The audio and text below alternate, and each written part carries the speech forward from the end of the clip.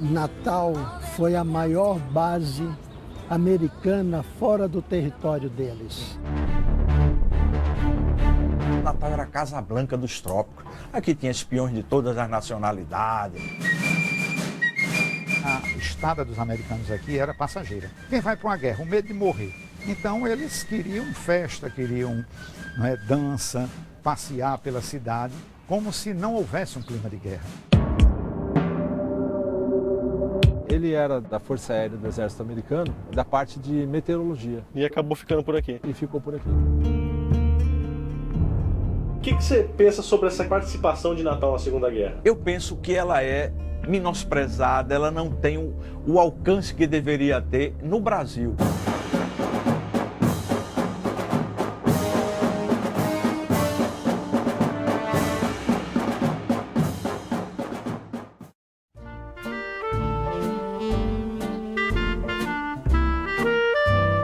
Tá com que idade hoje, dona Emília? 86. No tempo da guerra, Natal era muito pequenininha. Era uma provínciazinha muito boa, muito maravilhosa.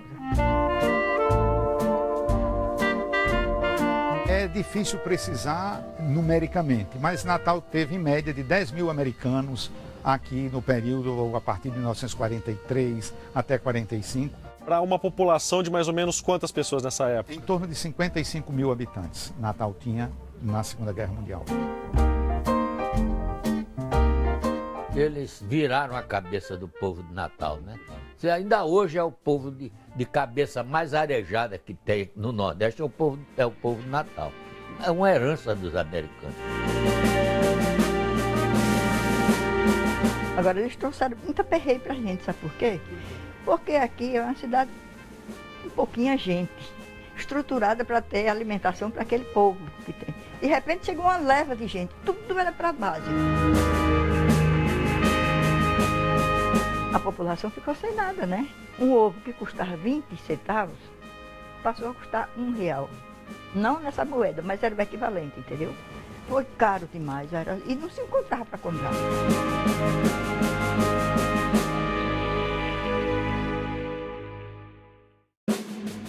Isso aqui era meu brinquedo. Eu nasci em 42, eu nasci na época da Batalha de Stalingrado, quando estava começando a Batalha de Stalingrado.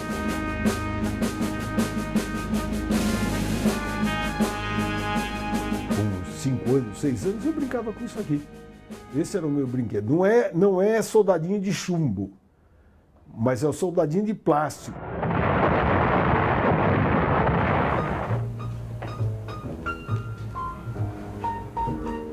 Getúlio em primeiro plano, né? Quer dizer, com o chimarrão e atrás o Roosevelt, que é o representante mesmo da política da boa vizinhança, né? Os dois.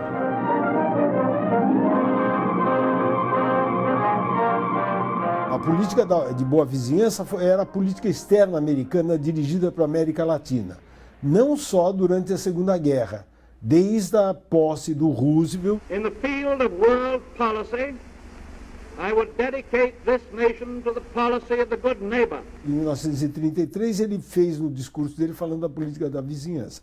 No entanto, foi durante a Segunda Guerra que ela se manifestou de forma mais clara, né? Porque os Estados Unidos vai precisar, ou precisou, muito da colaboração e da cooperação dos países latino-americanos para o esforço de guerra.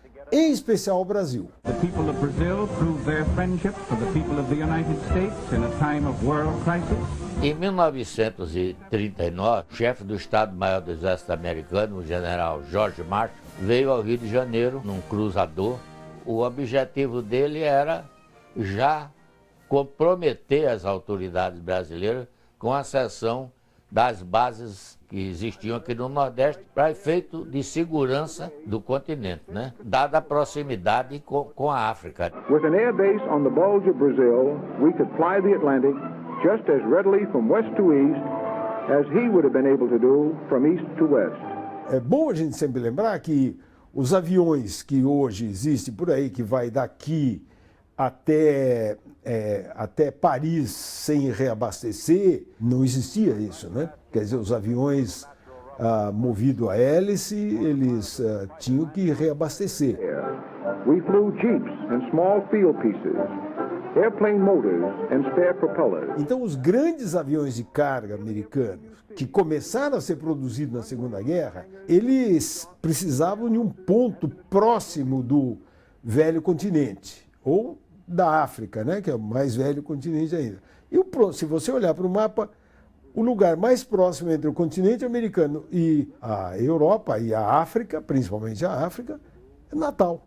Vamos lembrar outra coisa, que os navios americanos, aliados e brasileiros em especial, eles eram afundados pelos submarinos alemães. Navios brasileiros são bombardeados e afundados por submarinos alemães.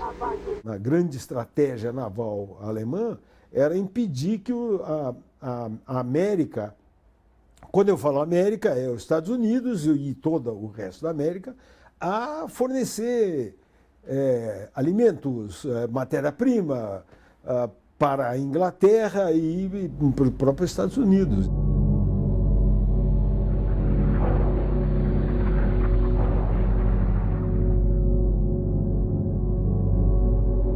Os aviões ou navios saem da costa leste americana, param em Natal, de Natal atravessam o Atlântico e de lá eles vão passo a passo subindo pelo norte da África e depois eles invadiram a Itália por baixo.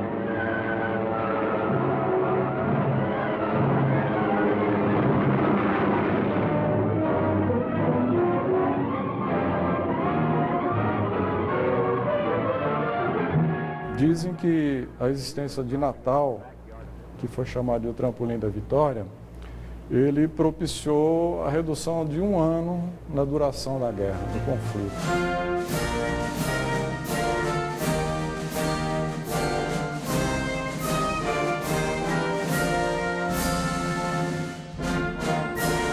Essa ponte, vamos dizer assim, no sentido figurado, Natal-África, foi muito importante. Daí se chama Trampolim da Vitória, não é?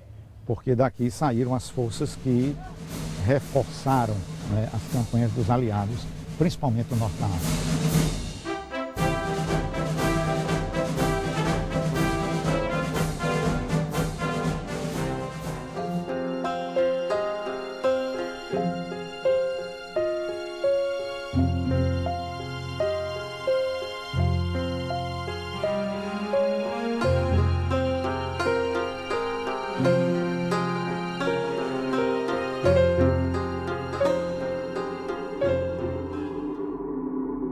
Se você for para lá, visite a rampa, onde estão localizadas as antigas instalações construídas pelos americanos, onde chegavam os hidroaviões.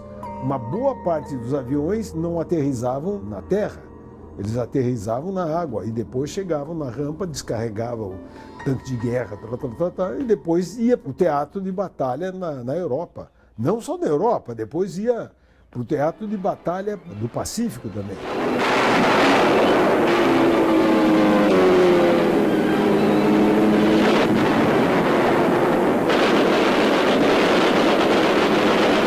Durante certo tempo, os aviões eles amerrissavam aqui no Potengi.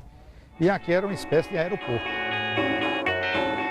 Essa área toda, não só essa, mas muito mais larga, era uma espécie de aeroporto onde as pessoas desembarcavam.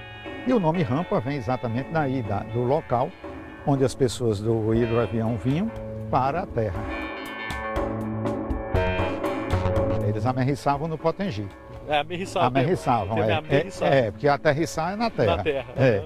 E aí eles vinham para cá e foi, durante muito tempo, a grande porta de chegada a Natal, ao Rio Grande do Norte, foi o estuário do Potengi. Daqui saíam soldados, daqui saía munição, daqui saía alimento. Então se cogitava que os nazistas tinham interesse em dominar Natal para dificultar esse acesso à África. Uma vez dominado Natal e parte do Nordeste, o acesso à África ficaria muito difícil e eles então teriam uma imensa vantagem, uma vez que os americanos teriam dificuldade de chegar à África.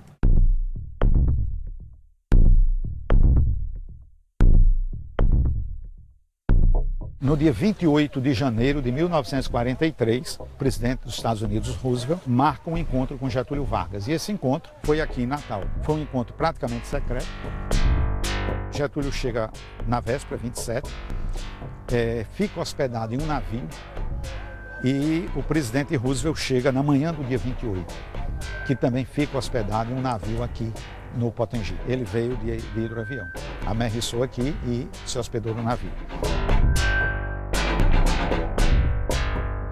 E depois eles saem daqui, Getúlio, Roosevelt, para visitar o campo do Parnamirim.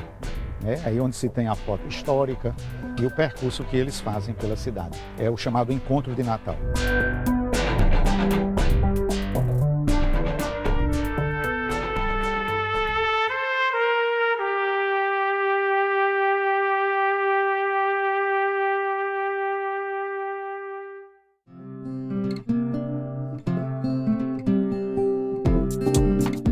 Eu morava com meus pais, meus irmãos, nossa família de 6, todos nascidos em Natal. Meus pais nasceram em cidades vizinhas, no interior do estado, e permanecemos lá até dezembro de 43.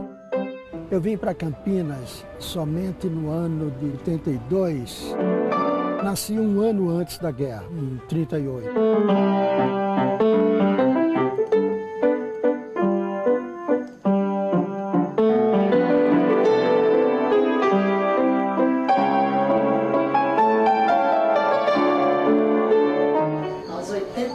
Anos, a pianista Nova Nóbrega conta como se inspirou no clima de Natal, vivendo na presença dos americanos, produzia um trabalho musical. Eu tinha 11 anos, quando a guerra começou. Nesse dia, 1º de setembro, por sinal era até o aniversário de minha mãe, ela estava escutando as notícias da invasão dos alemães no corredor polonês. Foi em uma batalha desigual. Os nazistas atacaram com tanques e os poloneses se defenderam com cavalos. Meus avós já moravam em Natal, meus pais em Caicó, mas eu voltei a estudar em Natal. Passei temporadas estudando em Natal. E frequentava tudo e admirava tudo, porque eu gostava muito de novidade. Também estudava inglês. E sempre ligada à música, comecei a admirar. E eu tinha meu caderno de copiar músicas em inglês, né? Eu tinha You'll Never Know. You'll never know just how much I miss you. E sempre no meu coração. You are always in my heart. And when skies above are gray. As moças adoravam os americanos, porque eles eram bonitos, altos. Muito bonitos, charmosos e tudo. E com aquela farda caque, né? Nós brasileiros, os soldados brasileiros, como eu digo também, que eles vestiam de verde os bondes que levavam para o exército. Todos pendurados dos bondes, os bondes cheios de soldados brasileiros de verde, que a nossa farda é verde, né? Mas a farda americana era outra novidade também. A farda era com uma bermuda.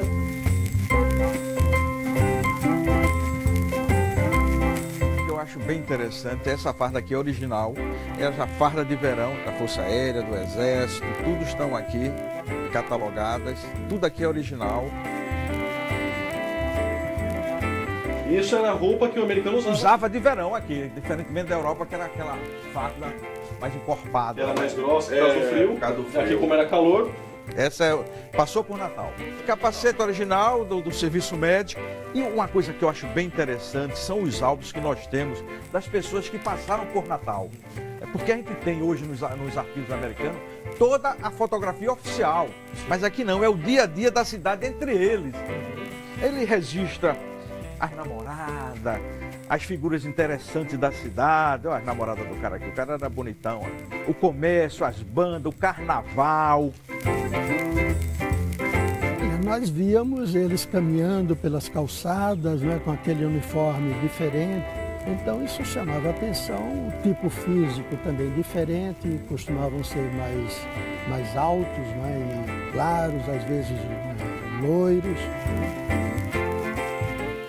Eu aprendi a dançar swing. Eu fui a primeira pessoa que cheguei em Caicó dançando swing. Os americanos trouxeram pessoas conhecidas. Trouxe Kay Francis.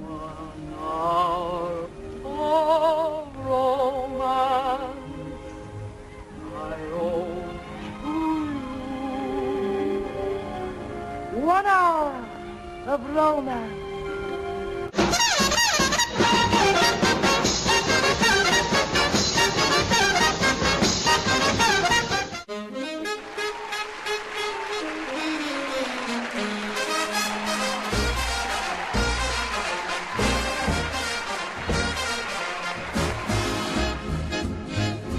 Grandes big bands que vão surgir, elas vão ter um papel muito importante durante a Segunda Guerra.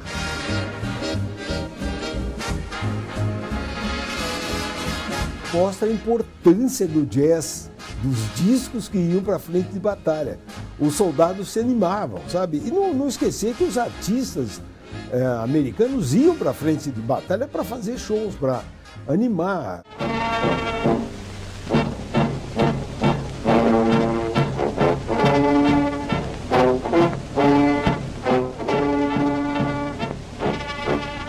Benny Goodman, sem dúvida, vai ser um pouco mais elaborado que o Glenn Miller e vai ser, sem dúvida, o grande músico da Segunda Guerra, da época do swing, que é a marca da Segunda Guerra musical, digamos assim. Have you heard that a minnie's in the money? Take my word that a minnie's in the money. She hasn't got a guy who's got a diamond mine, but she's a welder on the old assembly line. So bless her, yes sir, a minnie's in the money, a minnie's in the money.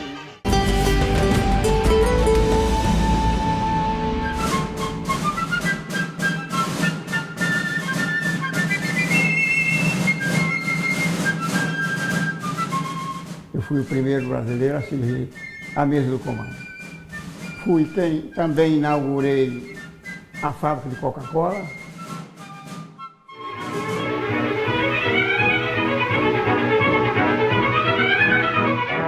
A fábrica de sorvete também eu fiz parte. Então, por aí começou todo o movimento com o americano. Eles gostavam muito de mim, me levavam para todo canto e me deram um americano para trabalhar comigo. O senhor falava inglês? Ainda não falava, mas tinha loucura, achava muito bonito. Esse americano tinha loucura para aprender português e eu loucura para aprender inglês. Então, tudo quanto ele via, tinha em mão, ele me dizia em inglês. 2, 3 vezes até eu pronunciar e tudo. E eu, da mesma maneira, fazia com ele em português. Houve uma aprendizagem forçada, tanto do lado dos americanos como do lado dos potiguares. E esse entrosamento se dará aos poucos. O americano não entendia a gente não entendia o americano.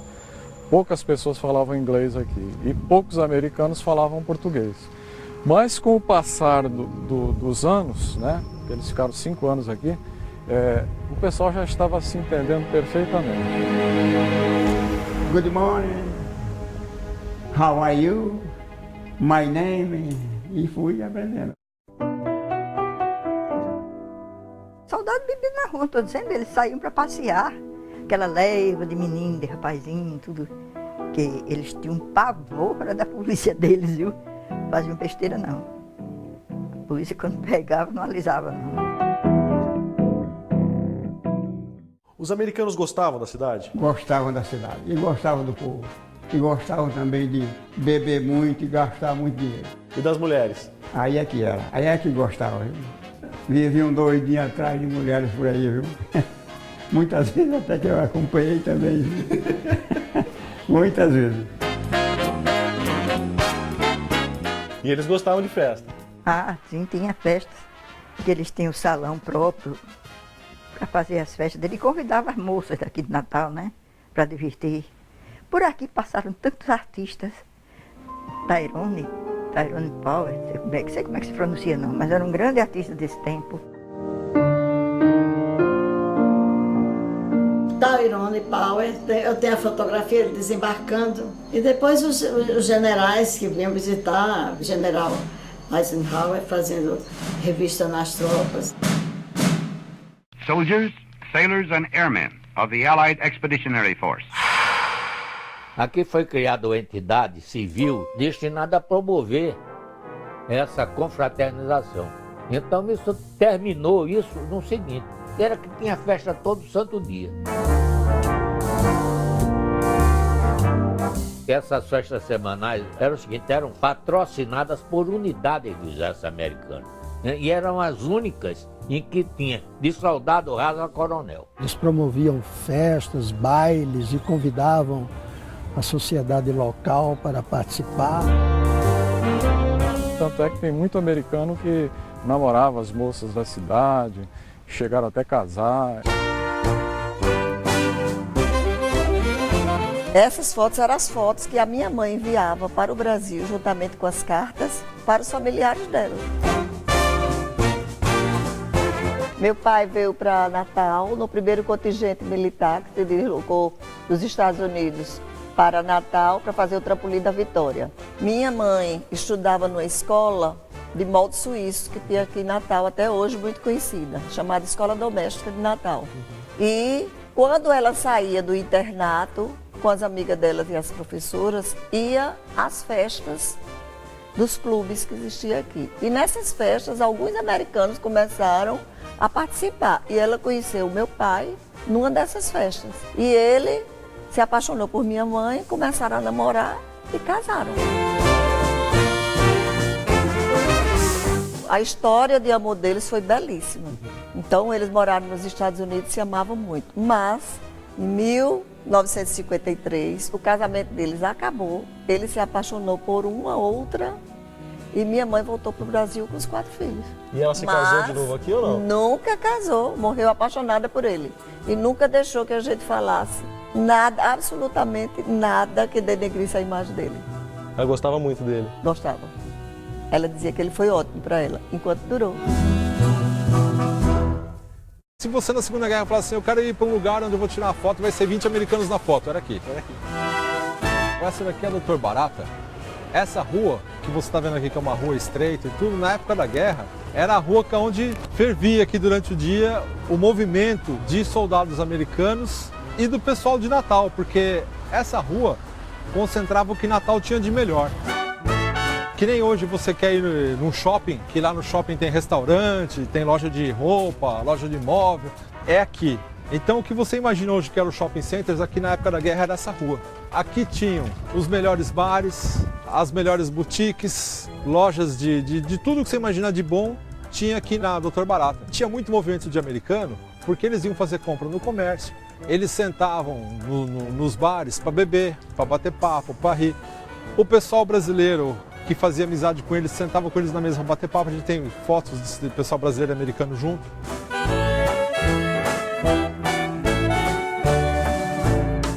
Então, assim, se ganhou muito dinheiro na guerra, o taxista ganhou muito dinheiro, o cara do bar ganhou muito dinheiro, o comerciante ganhou muito dinheiro, vendia meia de seda, vendia relógio, vendia perfume, vendia tudo o que você imaginar. E a dona do bordel? Principalmente essa. Essa ganhou muito mesmo. A Maria Boa era uma cafetina que morreu uns 5 anos atrás, já bem velhinha, né? Que era onde se concentravam os americanos que estavam de folga e tal, e as meninas que se prostituíam, né? Houve uma onda muito grande de prostituição por causa do dólar. E a Maria Boa é que comandava tudo isso, era a grande cafetina, né? Natal teve o maior cabaré da Segunda Guerra, né? Era o cabaré famosa Maria Boa. Aqui está o piso e o tijolo dele. Esse é o tijolo? Esse aqui é um tijolo histórico do cabaré de Maria Boa. Por aqui dançaram muita gente, paqueraram, namoraram. E o que sobrou é tijolo, piso, é Só isso aí. Nós guardamos isso para um dia fazer a homenagem que Maria Boa merece, sabe?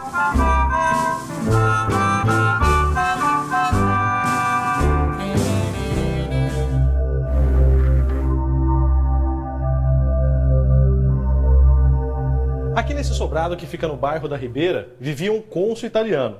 Ele acabou sendo preso na época da guerra por espionagem. Agora, dá só uma olhada na decoração do chão da sala dele, que é repleto de suásticas nazistas. Quando chega a guerra chega na Europa, mas não chega aqui. E continuaram esses cônsuls aqui, a serviço de inteligência, espionagem, quinta coluna e tal, até que o Brasil entra em guerra. E os americanos sempre atrás de pegá-lo de alguma forma, até que acharam um jeito, denunciaram para a polícia. A polícia veio aqui e prendeu Guilherme. Porque na época, antes da guerra, isso não era uma coisa ruim. Inclusive essa daqui, ela virava para o lado contrário, quer dizer, daria sorte, coisa e tal. Quer dizer, é um símbolo muito antigo da humanidade e que depois da guerra virou um símbolo maldito.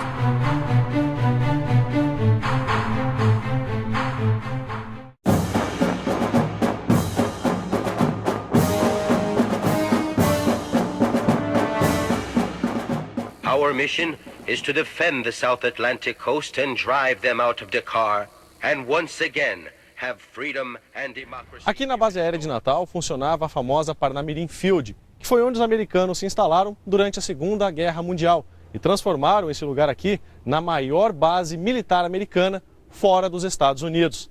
A base hoje está completamente modificada, mais moderna, mas ainda concentra treinamento militar e ainda tem muita história para contar. Welcome to Parnamirim Field, our largest base outside of the United States of America. All of you young soldiers from various parts of our great nation, such as Florida, Pennsylvania, California, Texas, New York, left your families in order to fight for freedom. O Brasil, ele tinha a responsabilidade de fazer a defesa aérea. Defesa aérea, no caso de vir algum caça alemão atacar a nossa base, que era uma coisa quase impossível, né? Então a gente fazia a defesa aérea e fazia missões de patrulhamento, de antissubmarino e cobertura de comboios. Aqui em Natal ele pegava de Cabedelo ali em João Pessoa praticamente e ia até Aracati. Então todo esse trecho, passando por Fernando Noronha, era a responsabilidade da base aérea de Natal. Essa capela ela foi construída pelos americanos no início da década de 1940 e ela é uma capela católica, apesar da maioria dos americanos serem protestantes, né? E ela servia justamente para o pessoal vir rezar e fazer os pedidos para que conseguisse atravessar o Oceano Atlântico aí sem problemas, né? Que era a missão que eles fariam no outro dia. Ela servia também, infelizmente, né, para que os corpos dos militares acidentados ou abatidos em combate fossem velados aqui. E também existia um cemitério norte-americano em Natal, onde os corpos eram enterrados. Após a guerra, esses corpos foram levados para os Estados Unidos.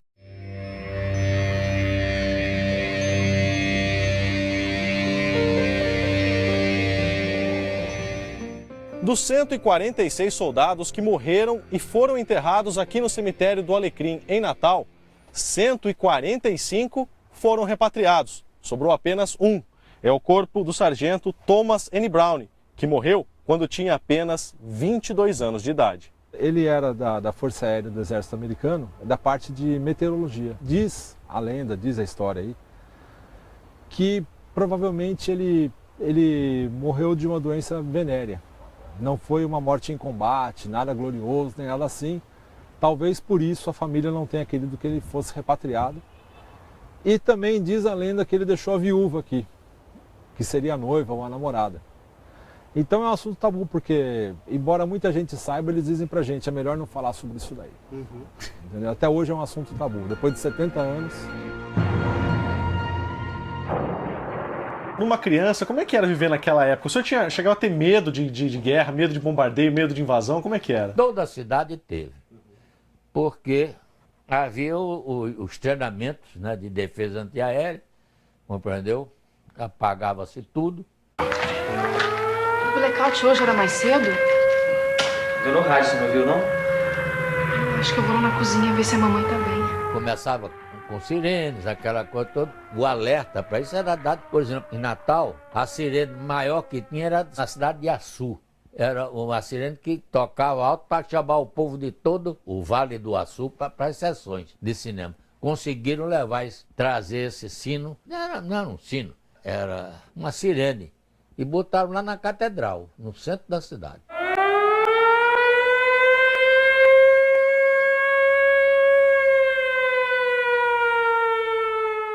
Clima de guerra houve, não houve o confronto, porque se temia uma invasão nazista através dos submarinos. Daí a área costeira é declarada área de guerra.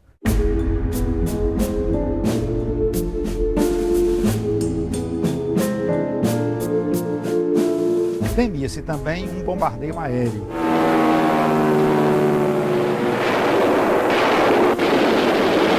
Mas isso era mais difícil devido à dificuldade de abastecer os aviões para voltar.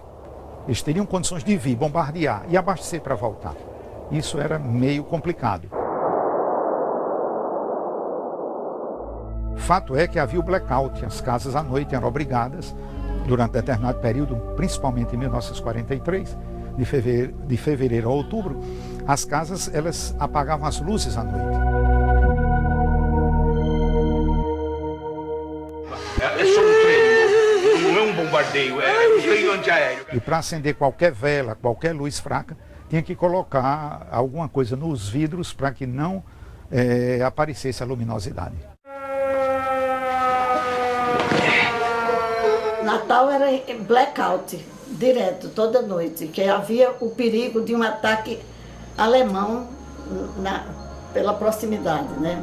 Então, quando veio, dispararam as sirenes de todos os pontos do exército, e os holofotes cruzaram o céu. Muita gente que queria ir para algum abrigo. Nós fomos nos esconder dentro de um abrigo antiaéreo. Caberiam cerca de 30, 40 pessoas. Nós permanecemos ali durante uma meia hora, mais ou menos, e depois fomos autorizados a retornar a nossas casas.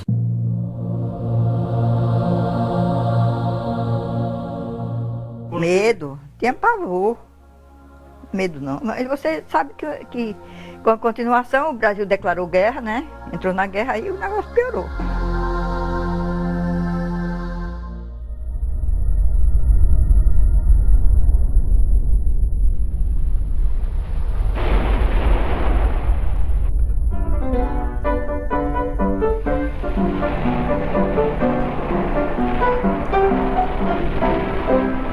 Essa marchinha Ai, ai, Cecília foi inspirada exatamente pelo fato do batalhão brasileiro da FEB estar na Itália.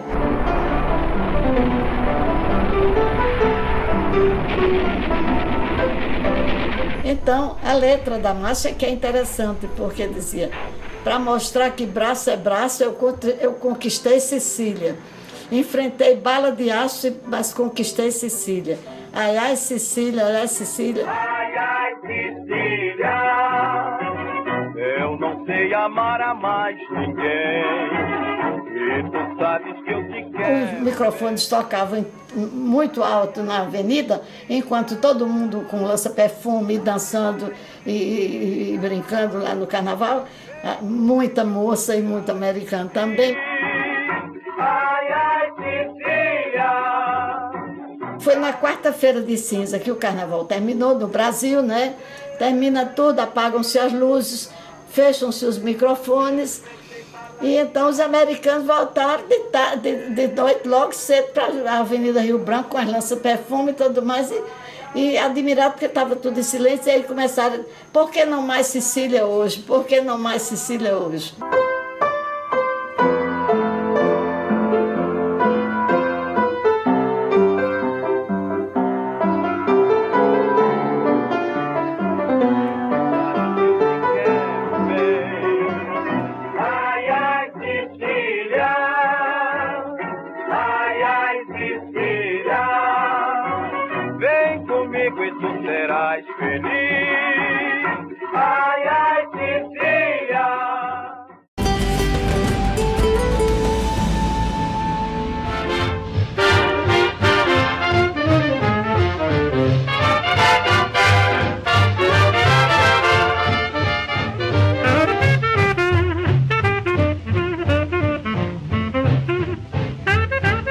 Esse aqui é o capacete, digamos, verão militar brasileiro. Esse é o capacete modelo americano. E aquele ali é o capacete alemão da Primeira Guerra, que vai inspirar depois um modelo que vai ser um pouquinho diferente do modelo da Segunda Guerra Mundial.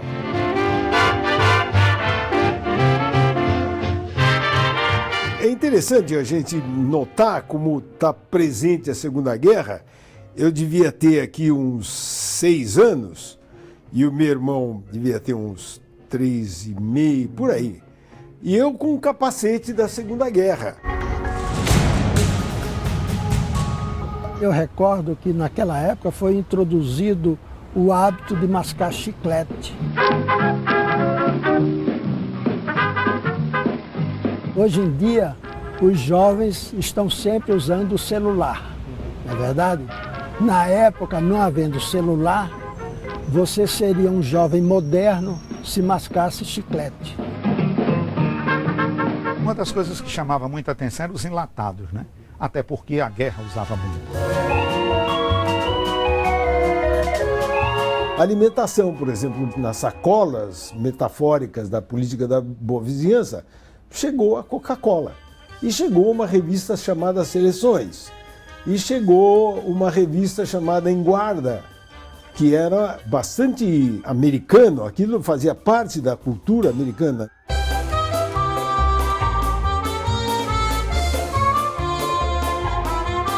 Os Estados Unidos vai tentar conquistar os corações e mentes brasileiros de qualquer forma. Ele vai usar vários mecanismos culturais para poder manter o Brasil, vamos chamar, fiel à causa dos aliados. Brasil, pra mim, pra mim.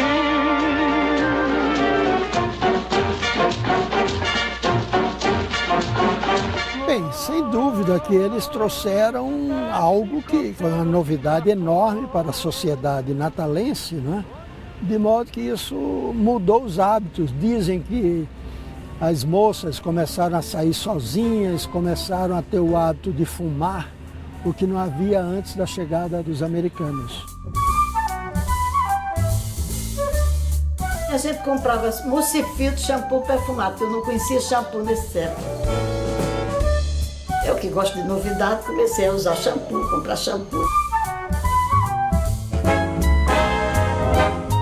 Você está à vontade, bonitinho, assim, com essa camisinha, né? Quando eles chegaram aqui, o traje era paletó e gravata em qualquer estação do ano. Então os americanos chegaram aqui muito felizes nesse ponto, de bermuda, de camisa, essas camisas por fora da calça. Já pensou que pecado? Houve um crescimento econômico muito grande. Ninguém pode negar, a população de Natal vai duplicar no pós-guerra. Assim que termina a guerra, Natal tinha o dobro da população que tinha em 1939. E, consequentemente, um desenvolvimento econômico pela quantidade de capital que circulou aqui. Enriqueceram a cidade, né? A cidade era paupérrima, né? Com as obras de construção daquele aeroporto, compreendeu?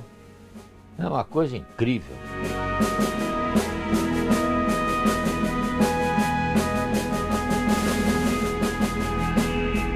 A construção da base naval foi muito importante, a base naval, que hoje a gente chama Base Naval de Parreiras. Foi dessa época a construção de estrada, principalmente do acesso ao campo de Parnamirim, que é a primeira estrada asfaltada de Natal e muito longa para a época. Então tudo isso houve um desenvolvimento econômico. A quantidade de asfalto que eles gastaram em vias de circulação dentro da base aérea, iluminação, compreendeu? O serviço de telefônico dele era maior do que o da cidade de Natal.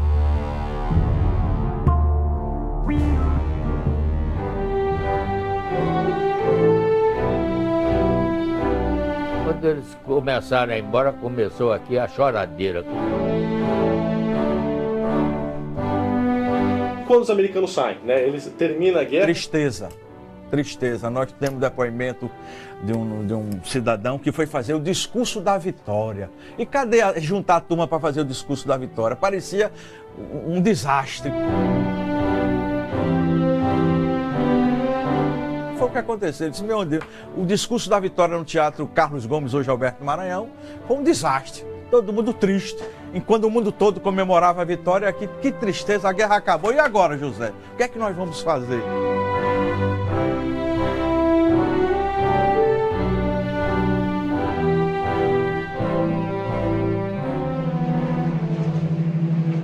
Uma das consequências negativas foi a saída de vez dos americanos. Então se criou uma estrutura e de uma hora para outra essa estrutura, com o final da guerra, ela é praticamente esvaziada. E aí é um período de inflação, de crise, proveniente do pós-guerra.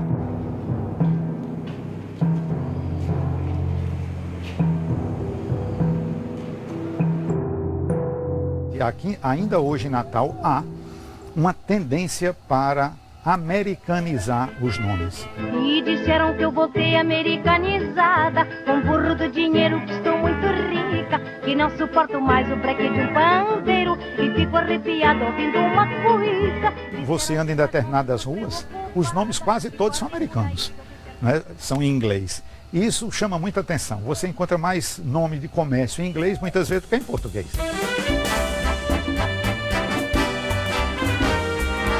Sabe que muitas expressões corriqueiras que se utilizam ultimamente ficou muito potiguizado, vamos dizer, por exemplo, o boy, algumas coisas que se usam assim muito em Natal.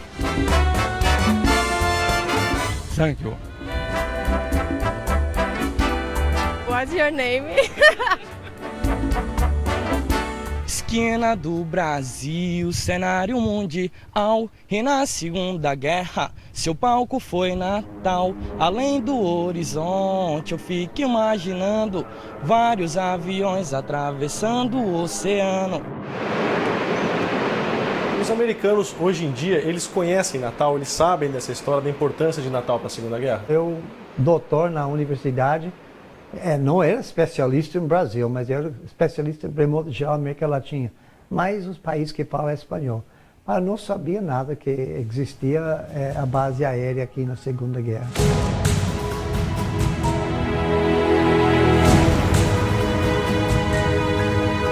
Isso aqui é de um avião Ventura, o PV-1, da US Navy, do VB-127, sediado em Fortaleza. Quem em agosto de 43 se acidentou aqui na frente do nosso porto, no mar. Levantou o voo de Parnamirim Field, iam com 10, como a tripulação era muito, a gente imagina que ele estava em treinamento. Ele não conseguiu ganhar altitude, houve uma falha, um pane, e ele tentou amerrizar no rio Potengi, né? E não conseguiu, ficou na frente do forte.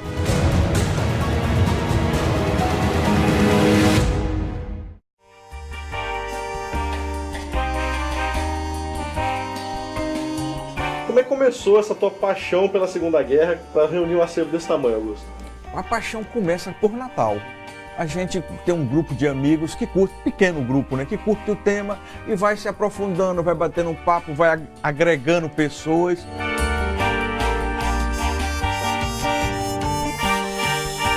Por isso que a gente está aqui. Um escritório de uma empresa de ônibus com parte de um acervo que poderia fazer parte de uma grande exposição. Sem Parnamirim, sem a base brasileira de Natal, essa guerra teria se prolongado muito mais anos com perda de vida, de economia. Então, a Natal, Parnamirim Field, a gente tenta resgatar essa história.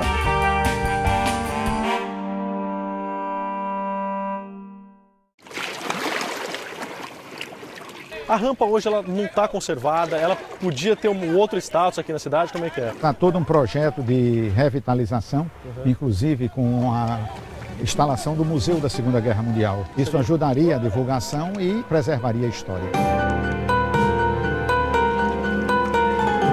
Lá em Natal que começou esse gesto positivo. O Luiz da Câmara Cascudo, que é o grande folclorista brasileiro, ele fala, aí começou o thumbs up. E ele fala que a gente começou a se americanizar, mais ou menos, né? Mitos, por exemplo, o famoso forró, isso é mito. A gente não sabe se forró, se é como diz o mito, que é for all, para todos, e virou forró. Segundo o Câmara Cascudo, não é isso. Ele acha que o forró vem de forró bodó, que é confusão, que é brincadeira, que é, né? Agora, existe a lenda, né? Poder convidar quem quiser. Uma festa for all, para todos. Os bailes, né, na base, sábado era só para os americanos, domingo era for all. Ah, vamos no forró, vamos no forró, vamos no forró. E que virou isso. Agora, a lenda eu acho mais interessante.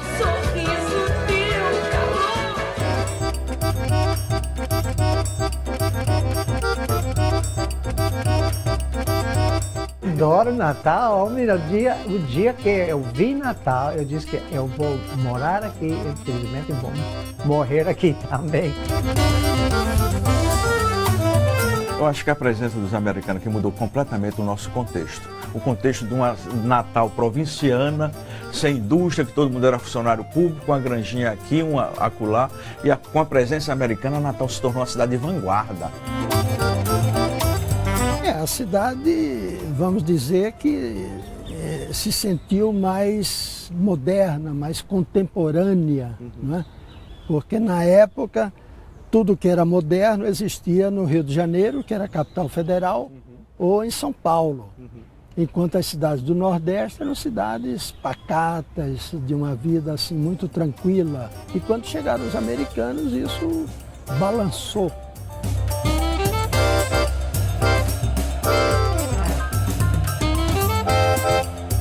O crescimento urbano da cidade é muito grande, né? A gente não pode dizer se não tivesse havido a guerra como seria Natal, até porque a história não admite o se, a história só admite o fato.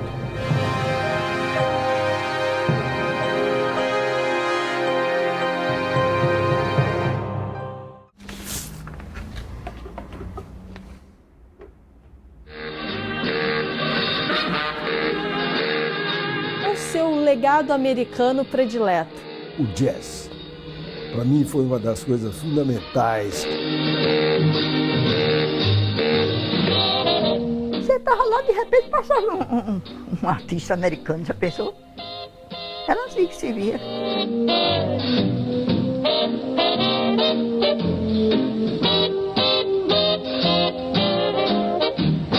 A cultura era tão importante, e às vezes eu tenho a tentação de falar que era mais importante do que o próprio bem material.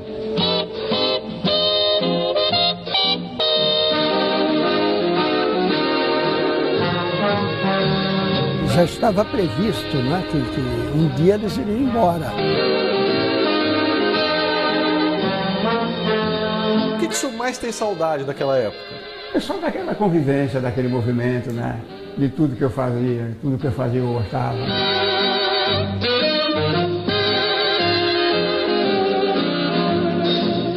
Eu tinha uma colega que bastava passar por um americano que dizia "What time is it?" para dizer a palavra em inglês. Era "Because my watch is stopped." Chegar em Parnamirim Field, um dos 4 pontos mais importantes do mundo na Segunda Guerra, tá certo? A gente chega lá, tá lá a pista, tá o alojamento, tá o hospital, e a gente faz aquela visão ao passado, a volta ao passado, e vê que há 70 anos atrás aquele era um mundo.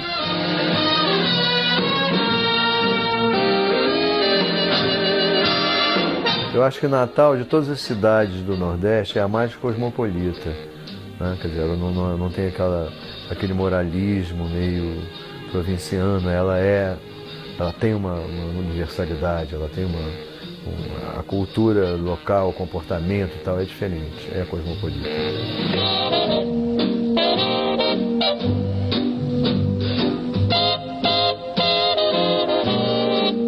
A influência dos americanos aqui foi muito grande e eles eram muito afáveis e por isso que eles foram bem recebidos, porque eles tratavam as pessoas daqui muito bem. E para a senhora foi fundamental, né? Para mim, eu devo minha vida.